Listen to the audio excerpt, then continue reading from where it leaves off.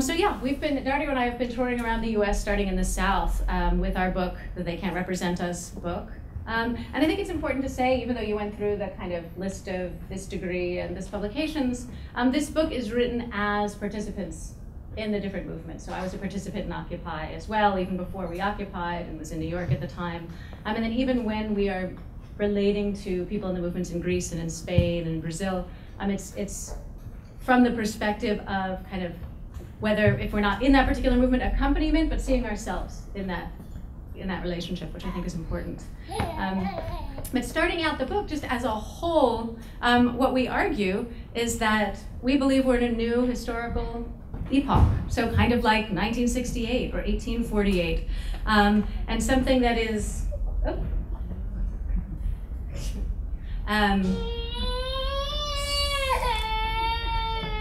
one second. We can't put our hands on the electrical outlets. And that what makes this moment so important, and what we look at is the kind of the global consistency of the movements around the world, and the numbers of people participating. So we're talking about tens of millions of people who are participating in these new movements. The ones we're going to reference more, I think, today will be Greece, Spain, Occupy, perhaps a little bit of Bosnia, a little Turkey, a little Brazil. But it could also be Portugal, Moscow, Slovenia. There's so many different places that have had these kinds of experiences.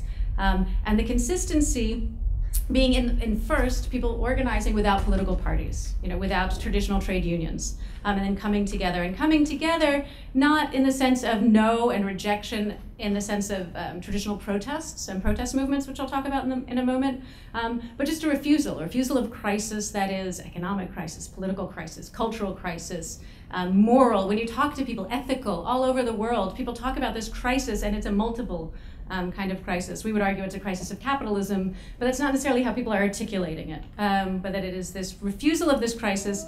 But then in that refusal, people then look to one another and kind of turn their backs then on these same institutions who have been abandoning people, whether in places people have been organizing strikes. Greece had 5 general strikes, and the government still continued with austerity. Massive protests, we know this in New York and around the world with February 15th, protesting against a war and saying no, and the majority of people say it, and the government says we're going to go ahead. So consistent experiences of being ignored by those institutions of power.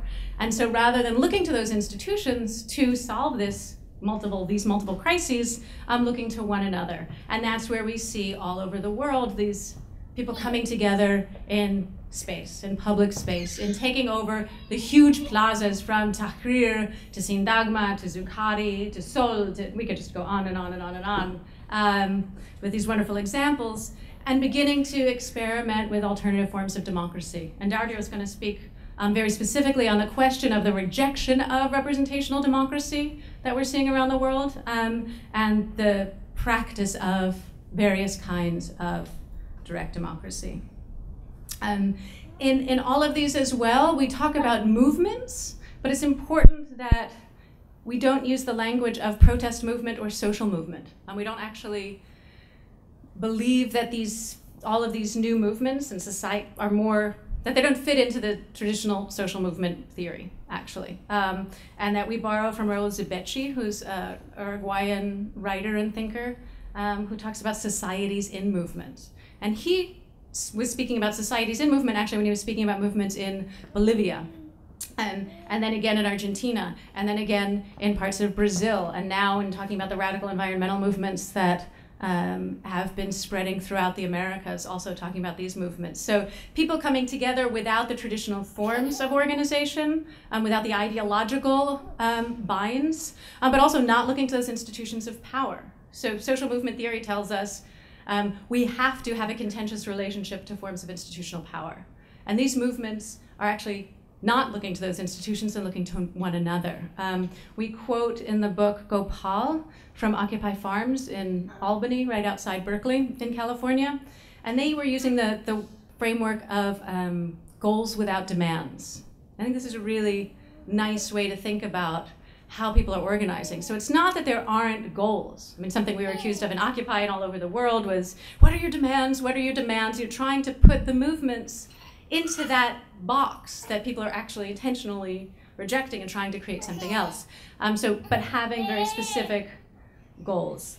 Am I okay time-wise? We're good? Okay. So then I'll give a few examples of this idea of goals without demands, because the democracy Dardia will talk about, and I think many of us either participated in some of the forms of direct democracy, but it's a little easier to imagine than when we think about goals without demands and not looking to institutions of power to solve some of these crises. So what might that look like? And I think Vicente and Susana will talk a little bit about the Plataforma, the organizing around housing that's been going on in Spain, but we have these movements in the United States, and they've been spreading where people are, first, people who are facing eviction, whether it's losing their house because of the mortgage crisis or being evicted because they can't pay rent. And instead of going to, say, the municipal government or banks and demanding that the person not be evicted, what people are doing is coming together with one another, with their neighbors, and saying, okay, well, how can we help you not be evicted? So the first thing people do is meet in this assembly form, and then they defend one another. They defend the actual houses. So physically defending, meaning, in the United States, this looks like locking arms. In Greece, defense can scale up a little bit, but actually not very high, all things considered. And in Spain, it's also a total nonviolent resistance and defense of people in the homes. And then there might be a relationship and a conversation with a bank and a renegotiation of a mortgage. But the first point is coming together with one another, looking to one another to then meet whatever that need is, that goal, keeping people housed. In Greece, there are numerous examples. One I'll give actually because it now is being borrowed, or parts of it are being borrowed in Detroit, which is a tax was imposed on people's, it's depending on the square footage of your home or the square meters of your home, but then the tax was imposed on your electric bill. So if you don't pay it, then your electricity is cut off, which also means the ability to heat water. In some places it's heat at all. And there have been different ways of resisting that. People are organizing in neighborhood assemblies throughout, just like in Spain and in Brazil and in Turkey. People move from the big plazas, to neighborhoods. And in these spaces, people have organized to either, well, there's a general refusal. So there's about a 40% refusal rate in Athens alone. And then people are doing things like blocking, actually going and, okay. In the places where it's not computerized, okay, that's not computerized. In the areas where the information as to who owes what is not computerized, people have gone into those centers and just destroyed the records, kind of like the Chilean students did with student debt recently. And then in other places, people reconnect electricity if they get to the point where it's shut off. And then in some places also, they've tried to talk to the electricians and the workers who go out to cut off the electricity, and it hasn't been very successful, in part, I'm sure, due to the high rate of unemployment and people just trying to survive. And so since they couldn't succeed in convincing the workers, and they also tried to convince the workers to self-organize and run the electricity themselves, which they weren't there yet, what they do is then people who, it's often elderly who sit and kind of watch the neighborhood in the afternoon. And when the trucks come, they have whistles and different ways of alerting people in the neighborhood that the truck is coming. And then people run out on the street and they chase the electric trucks off the street, so prevent them from doing the cutoffs. In Detroit, and this will probably be my last example for now, and then we'll get to the discussion, or to other presentations. In Detroit, I think people know that now it's 300,000 families are listed to have their water cut off. This started in August. They've already cut off, I think it's 24,000 families, maybe more, they cut off the water in the heat, like August, hot, Detroit, cutting off people's water. It's a question of survival. And this is the water companies with the municipal government together, because people owed back any amount of money. I think it's if you owe more than $125 or something like that, they cut off your water.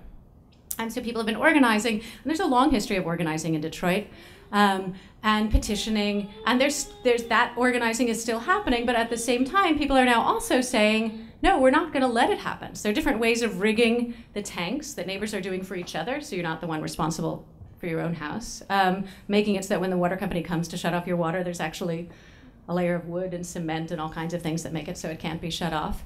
In those places where it is shut off, people are helping to reconnect it.